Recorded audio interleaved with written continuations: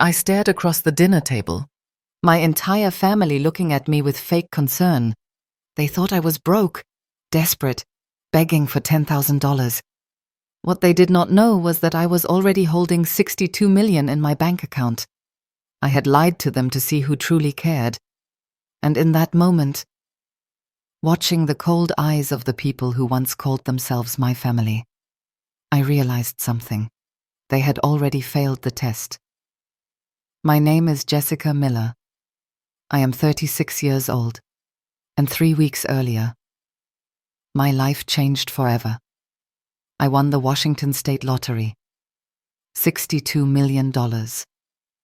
1 ticket, 6 numbers, and my world flipped upside down. You might think I celebrated, that I screamed, called my mother, or opened champagne. But the first thought that hit me was fear. I knew what my family was capable of when money was involved. They had borrowed from me for years. They promised to pay me back and never did. They used guilt, shame, and even pity to make me hand over what little I had. If they knew about my winnings, I would become nothing more than an ATM with a heartbeat. So I made a choice.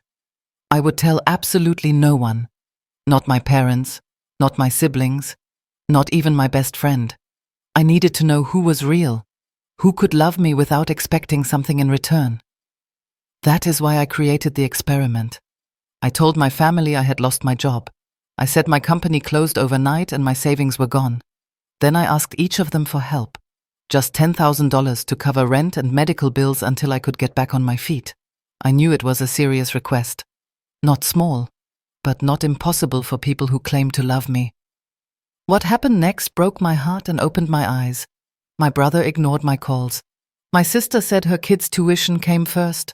My father lectured me about responsibility, then walked away. My mother asked me to check with someone else. Each excuse cut deeper than the last. The very people I had saved countless times when they were drowning could not be bothered to throw me a life jacket when they thought I was sinking. But there was one person I did not expect. My Aunt Carol. She is 62, a retired teacher who never had much money. She heard about my situation and showed up with an envelope. Inside was $4,000, almost everything she had saved. She said, "Family helps family. No judgment. No conditions. Just love." I cried that day, not because of the money, but because of what it meant. Carol had so little yet gave so much. My family had so much, yet gave nothing. That was the moment I knew the truth. Money does not change people. It only exposes who they already are. Before I tell you the rest of this story, take a second to subscribe. These are real stories that make us question loyalty and family. And tell me in the comments, would you forgive a family that abandoned you when you needed them most? That night I stared at the winning ticket again. 6 numbers that meant freedom, but also 6 numbers that carried a heavy burden. I knew what I had to do next. The experiment had only begun.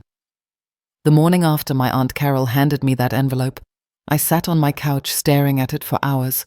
$4,000 in neat bills, money she could barely spare. Yet she gave it to me without hesitation. I kept asking myself, how could she be the one with the least, but also the only one who truly cared? I thought back to the night before when my sister called. Lisa always had the perfect life. Big house, new car, kids in private school. She listened to my story, sipped her latte, and said she felt bad for me. But when I asked for help, her voice changed. She said, the timing was just not right. She had a bathroom renovation going on. Maybe Paul, her husband, would say no. Maybe she could talk to him. But she doubted it. She offered me a guest room instead. A room she used as storage. The way she said it, I felt smaller than ever. Then there was Jason, my brother. He did not even bother pretending. He sent a quick text. "Sorry, sis. Tight right now." He said he would call later. He never did. This is the same brother who once begged me for rent money, swearing he would pay it back. I never saw that money again. And my dad? Oh, my dad. He invited me for coffee. I told him everything. He listened. He nodded. And then he turned into the teacher he always was, lecturing me about responsibility, about saving 6 months of expenses, about how life is a classroom. When I finally asked him for help, he leaned back and shook his head. He said, it would not be wise to touch his retirement fund. He told me maybe this was the lesson I needed to learn, the lesson I needed. While my fake rent was past due and my fake health bills piled up, it was almost laughable. I was the one who had bailed them out over and over. And now, when I staged this little test, they failed spectacularly, but the hurt still felt real, even though it was all a lie. The way they dismissed me cut deeper than I expected.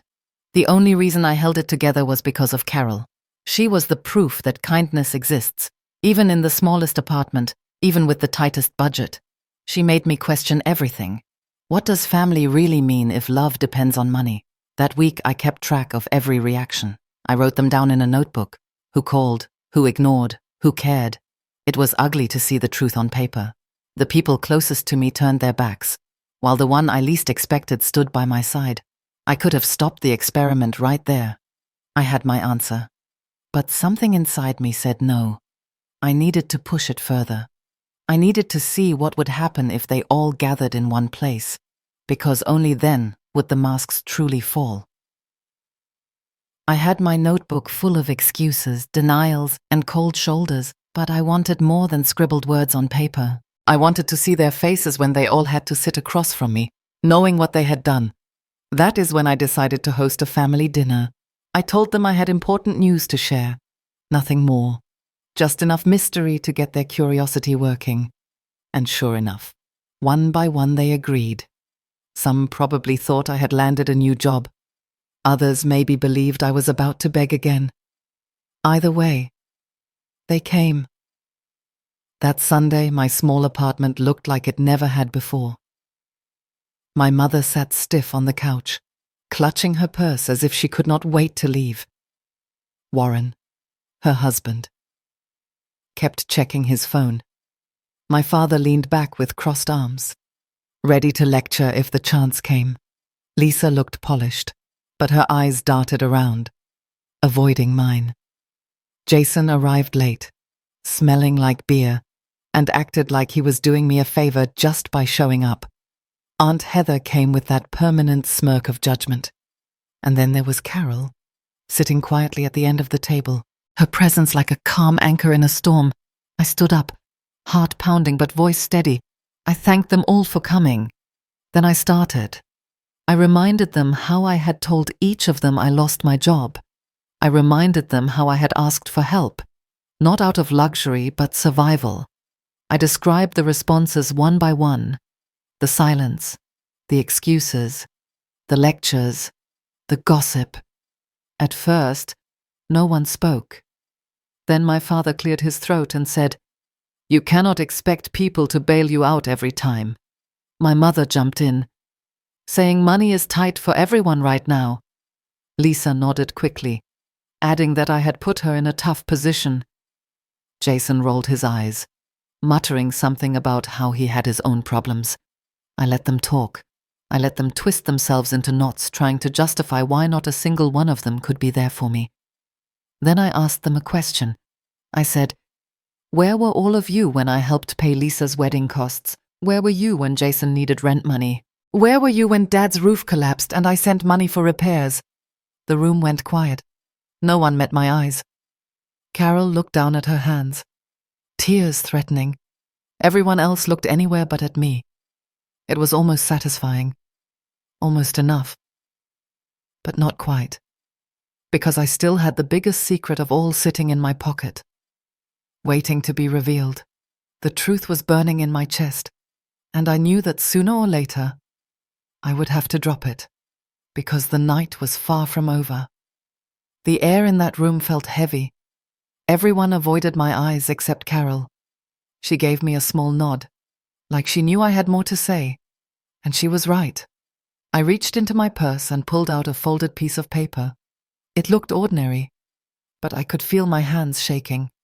I laid it flat on the table and said, "What if I told you this was not the full story?" Jason scoffed. He said, "What now? You win the lottery or something?" The room chuckled, but my heart was beating so fast it almost hurt. I looked straight at him and said, "Yes." The laughter died instantly. You could have heard a pin drop. My father leaned forward, squinting like he was not sure he heard me right. Lisa froze, her mouth half open. My mother whispered, "What did you just say?" I repeated it slowly. "I won $62 million. 3 weeks ago." I let the words hang in the air, watching their faces shift from confusion to shock to something darker. Jason suddenly sat up, wide awake now. Lisa started asking questions a mile a minute. When? How? Did I already claim it? What was I planning to do? My father started lecturing again, this time about smart investments. My mother actually reached for my hand, squeezing it like she had always been supportive. It was like watching actors forget their lines and scramble to improvise. I let them ramble for a while. Then I asked the real question. Where was this energy when you thought I had nothing? Silence again. They looked guilty, but only for a second. Then the excuses returned, like a flood. Dad said, he thought I needed to learn. Lisa said, she really did want to help, but Paul had been strict. Jason said, if only I had asked him again, maybe he could have figured something out. It was all noise. Empty words trying to rewrite the past. I held up my hand to stop them. I told them the truth. The experiment was never about the money. It was about loyalty. It was about seeing who would show up when there was nothing to gain. And then I pointed to Carol. She gave me more than I asked for, even though she had the least to give. She did not know about the millions. She only knew I needed help. That is what family looks like. Carol wiped her eyes, embarrassed by the attention. The rest of them sat in silence, their shame filling the room like smoke. For once, I did not feel small. I felt powerful. But I was not finished yet, because what I did with that money next would shock them even more. They sat there staring at me, waiting to hear how I would use the money. I looked around the table at the same faces that had turned cold when I pretended to be broke. I saw the fear, the greed, and the guilt mixing together. But I also saw Carol, still quiet, still steady, still the only one who truly cared. I cleared my throat and told them the truth. I was not going to hand out checks. I was not going to fund new cars, kitchen remodels, or weekend vacations. I said I had already decided to use part of the money to create something bigger, a program that would help single mothers and older women in Seattle who had lost jobs, people who were hanging on by a thread just like I once was. Jason groaned. Lisa rolled her eyes. My father shook his head. My mother looked disappointed, but Carol smiled, her eyes wet with tears. She said, "That is beautiful, Jessica. That is the kind of choice that makes money meaningful." In that moment, I realized the money was never the point. It was never about the millions. It was about finally seeing the truth about my family, the truth about love, the truth about myself. I had always believed that giving was the only way to be loved. But now I knew better. Real love does not keep score. Real love shows up when there is nothing to gain. Later that night, after everyone left, I walked Carol to her car. I told her she would never have to worry again. I would make sure her medical bills, her home, her future were secure. She tried to argue, but I hugged her and said, "You already gave me more than I could ever repay." 1 year later, my life looks nothing like before. I live in a modest house with a small garden.